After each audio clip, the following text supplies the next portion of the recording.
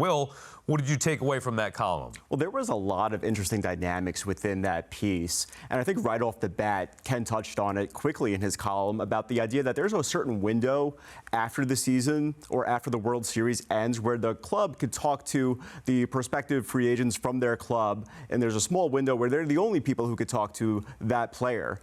We saw 2 years ago with Edwin Diaz, he came back to the Mets, re-signed within that window, and it was a big deal, and it got done.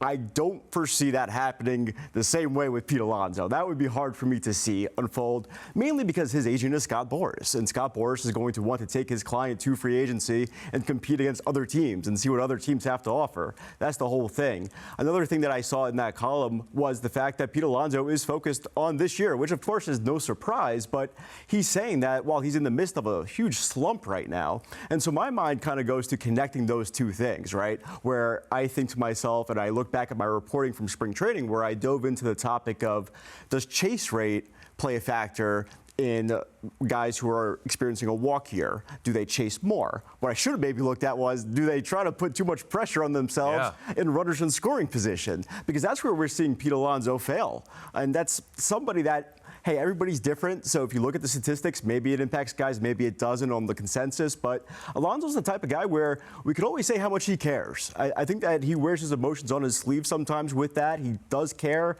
And he's going to be a fascinating case in free agency based on how much he means to the Mets. But there's a lot going on in that article.